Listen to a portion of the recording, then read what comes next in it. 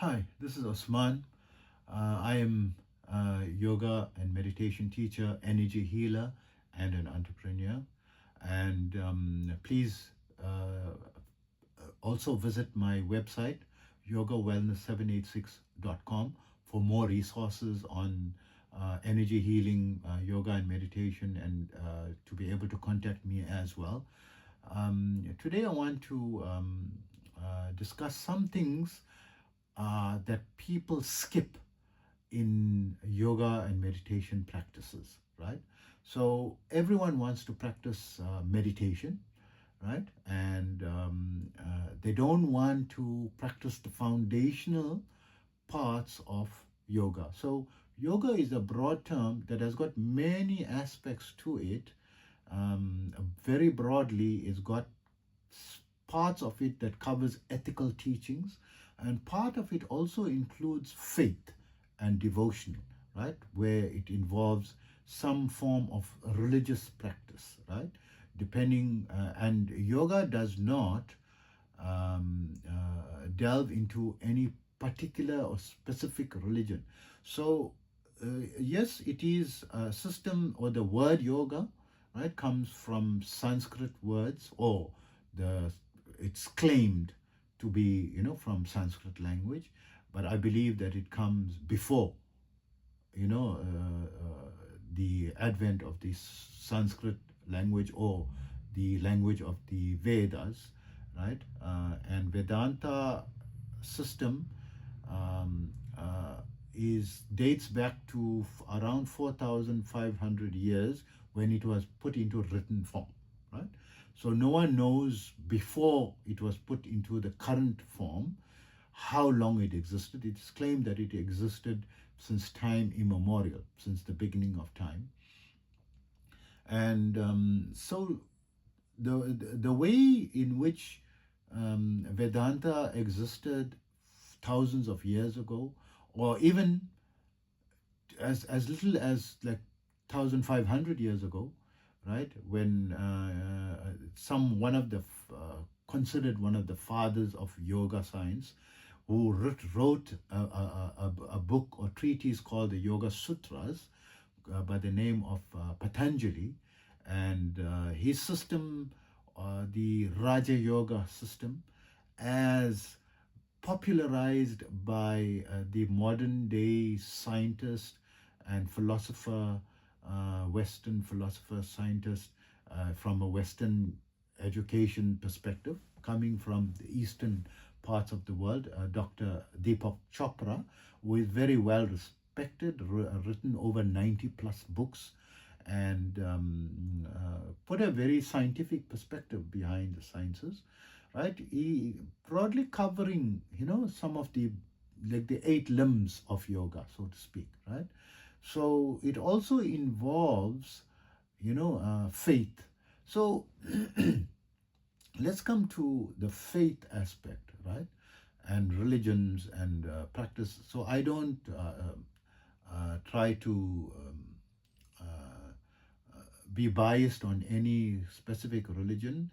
I respect every person's choice of what he chooses to believe. If his religion is he believes in science as his religion, right? And I call it a religion because it's so strongly rooted in their hearts that I would say, okay, that's your religion, right? And that's what you believe strongly in. So let's say my perspective of the word religion is strong belief system, right? So if the strong belief system is in science and only what you can see and prove, I respect that. I also, delve deep into what proofs are there, right? Then also some people who believe that there is no such thing as a God, right? That only what you see. If there's a God, show me the God, right? That's the theory behind it. And I respect those people's point of view. And there's some people who believe that there is just something which is beyond what we could explain, right? Something that is unexplained, that some higher intelligence, right, that they call the universe, that's the backing up, the what is created, some force greater, right? And that there is something, beyond what the eye can see, and agnostic. So all these are different belief systems. So which does yoga back, right? So yoga does not take, any sides, because from my studies into the philosophy of yoga from a Vedanta perspective, right? Because yoga has got also a Siddhanta perspective, a Vedanta perspective and a Siddhanta perspective. So the Siddhanta perspective comes from a perspective of a monotheistic perspective. They have zero belief in multiple gods, or existence of. They believe only in one um, supreme um, creator, who cannot be described or explained within the ambit of our current levels of logic and cognitive capacity, that it is beyond our cognitive capacities, right? And then let's come to more the Vedanta, or the traditional explanation of yoga. There they embrace three levels of religious or belief philosophies. So they cover the broad perspective of all belief systems generally. Whatever people believe in, they cover that level, that I believe that, this certain messenger or this person is God and so forth, or the stone is God and so forth, or there's different types of God, or there's a God of the wind and the God of the sun and God of this thing. They accept everything, so no problem. Whatever is your poison, go ahead, is that. Then they have a second, there's three broad categories of the philosophical belief system that embraces Vedanta and the traditional definitions of yoga, right? The second level is where there are some people, there's a belief system in there being only one God, right? There's only one God, and none other than the one God, right? And anything other than the one is not God, and it is a heinous sin to consider anything other than the one true God as being God, and attributing partner to such a God, right?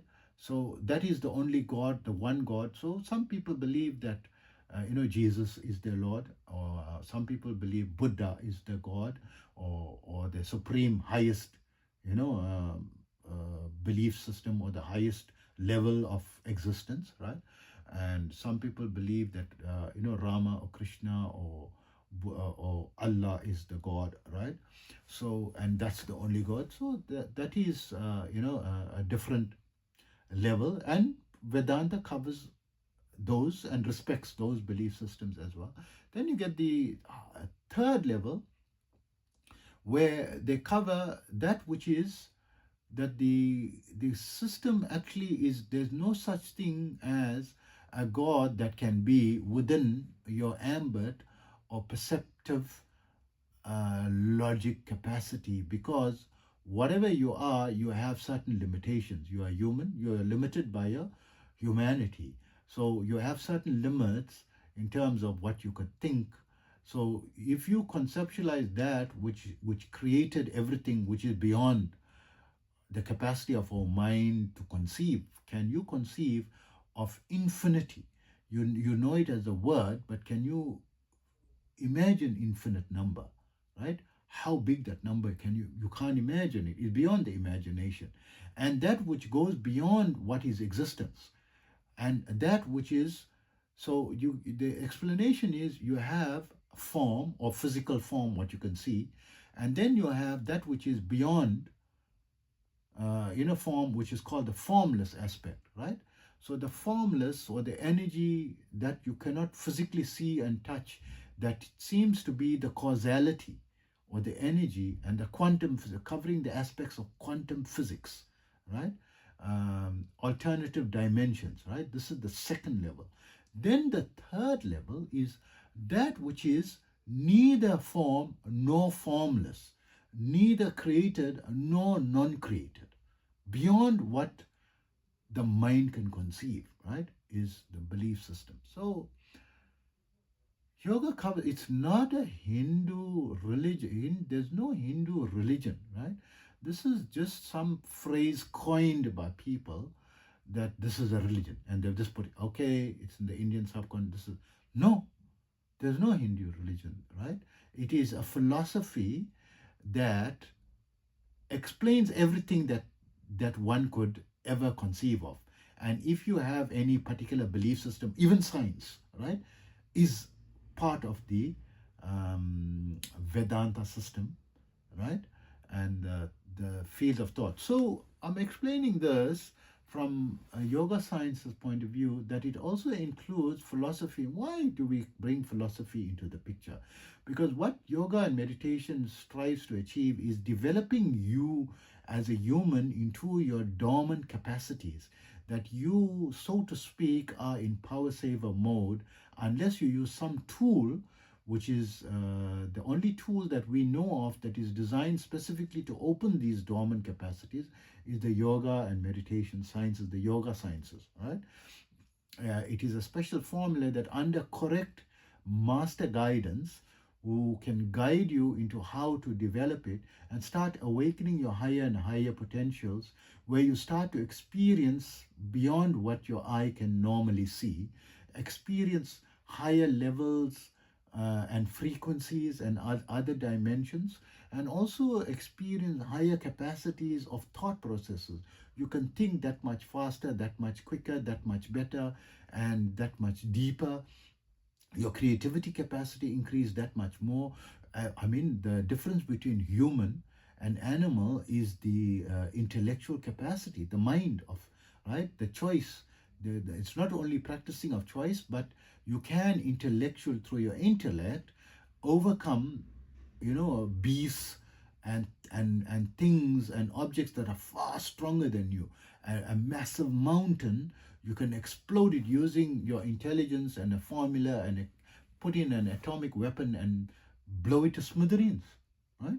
And you're a little creature compared to a mountain, but you became more powerful than that using your mind and creating technologies and creating AI, creating massive buildings and civilization and refrigerators and air conditioning and vehicles and aeroplanes and space travel, right?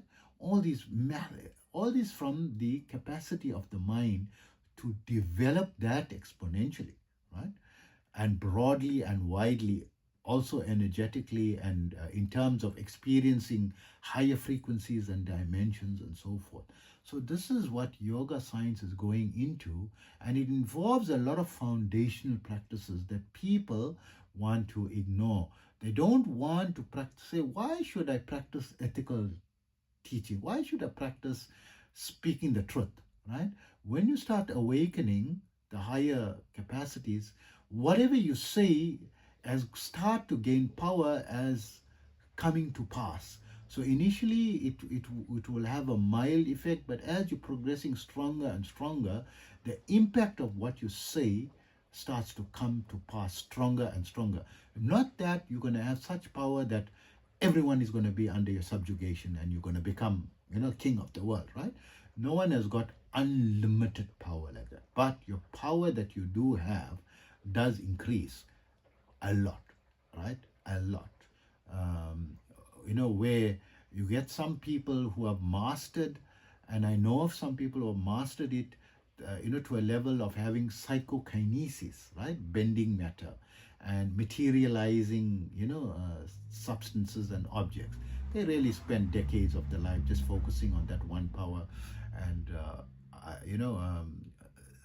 they it required a lot of discipline, as well as they had a teacher who imparted that power or that gift to them, right? It's not just suddenly you read this power in a book, in a yoga book, and now I'm gonna sit down and focus and meditate daily and focus my mind and develop. No, it doesn't just simply work like that as well. You need a particular teacher who will give you the secret of that particular power, right? You don't just automatically getting all types of power, but there's foundational aspects of this thing, and also from a faith perspective, right? Let's talk the faith perspective, that everyone has the right to believe that you don't believe in a god, or there not being a god. You want to be atheistic, and he wants to be very pragmatic and scientific and so forth. Now you want to practice opening up the higher levels and frequencies, and you're going to meet frequencies or exposed to frequencies and dimensions where you're going to meet living entities. So it's possible that you are hallucinating. Yes, I will agree with that. This is a possible hallucination.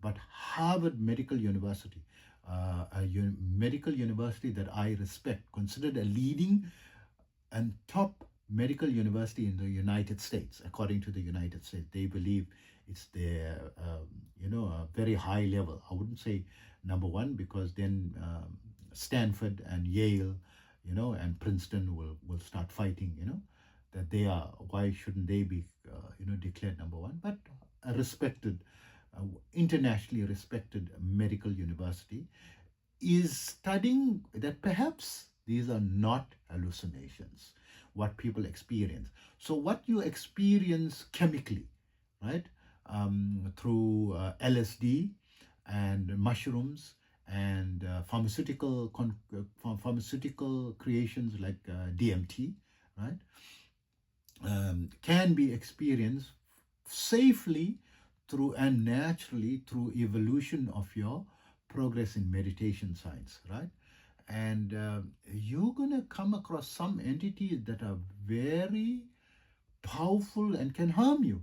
And some of them are, of course, very advanced, much more advanced than what you are intellectually, take advantage of you and cheat you and lie to you and put you under their control and sway and give you some powers, right? Give you some powers and make you their slave, right? Make you make a promise.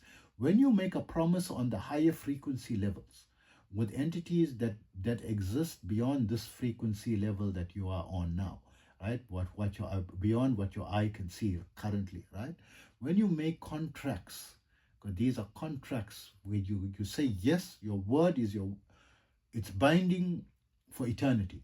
There's no way that I know of, that can safely and easily get you out of such contracts, right? Is going to be very difficult and, threatening you in your eternal life. So you don't believe that which is beyond when you die. You don't believe.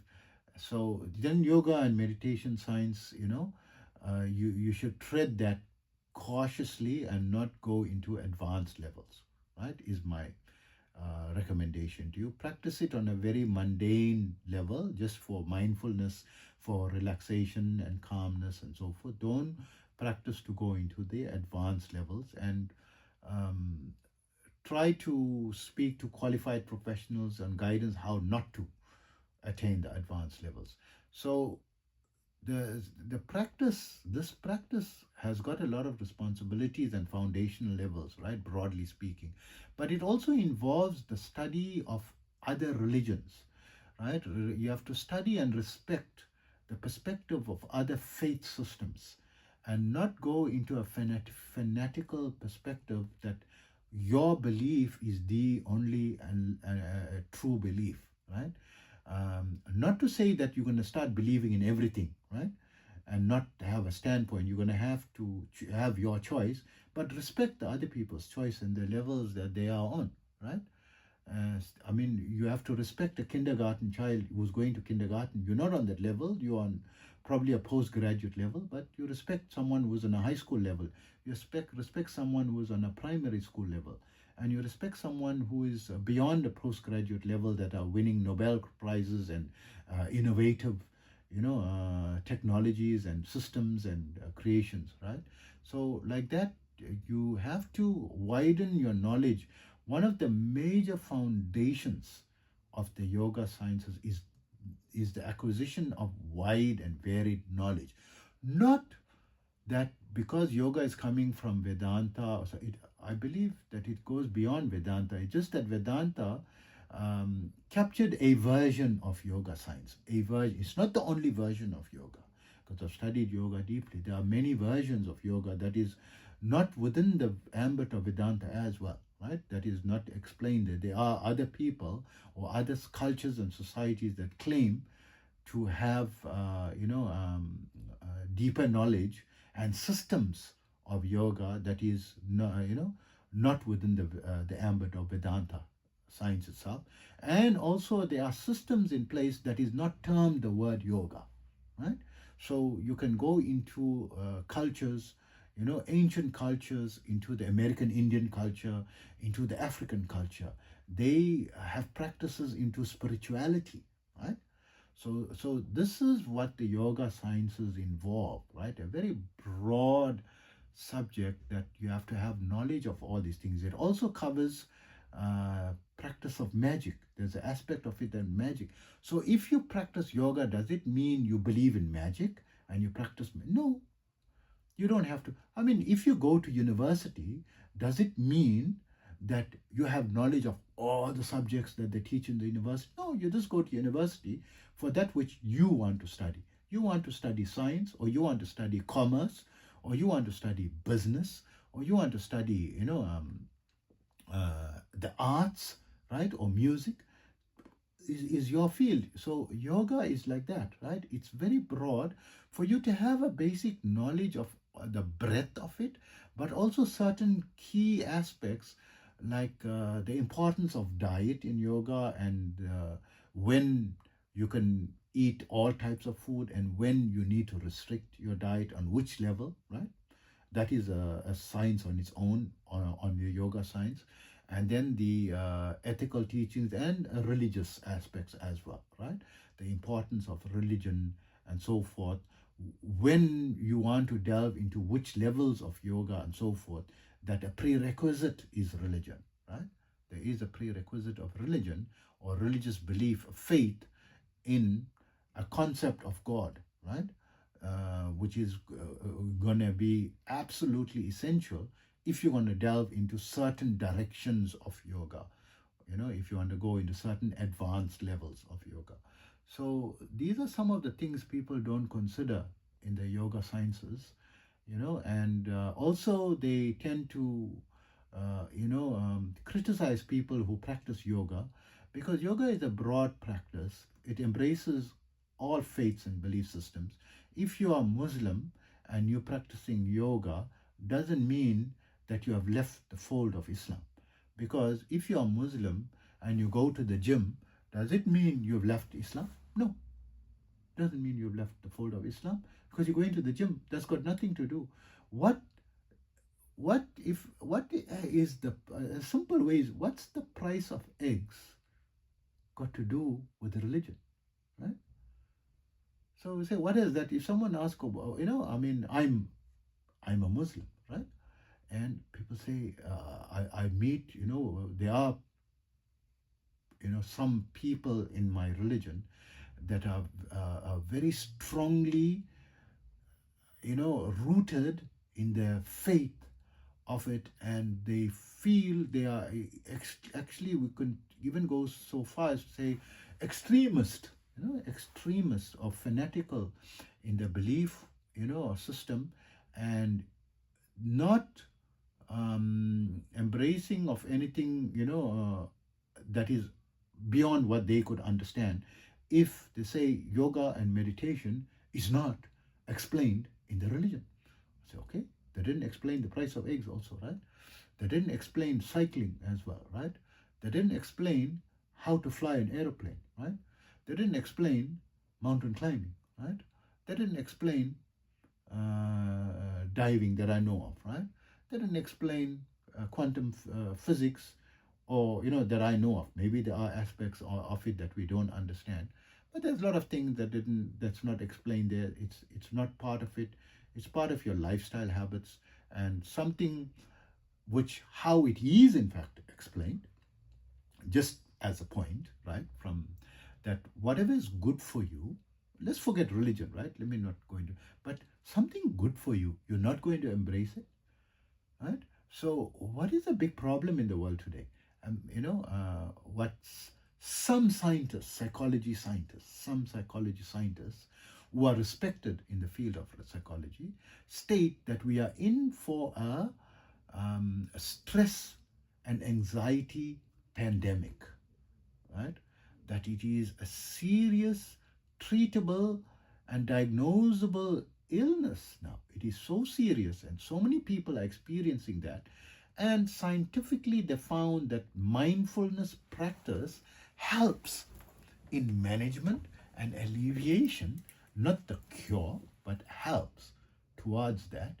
And many people who adopt that practice, found more centeredness, more focus, and especially better energy levels, better control of stress and anxiety, and a better capacity to enhance the peak performance capacity, because you want to be more successful as an athlete or entrepreneur, or even socially. You want to be able to, overcome your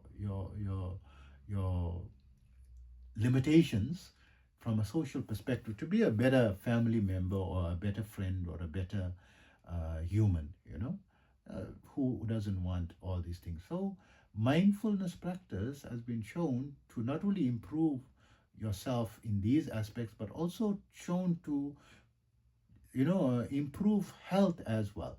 There is some subtle improvements. It's not a cure for illnesses, right? Not a cure, but a improvement, that you have better your markers, your negative health markers shows improvement, right? Is the best way to put it. So why wouldn't you want to embrace something like that into your life that is positive, right? Yes, there are warnings that I'm giving you as well, but I'm trying to advise you of the full ambit of this. It's not a restricted field that what people believe in. Okay? Hope that helps you, and take care always. Feel free, and don't forget to visit my website, yogawellness786.com, for more resources and more about the services I offer, and also to be able to contact me as well. Take care of yourself. Take care.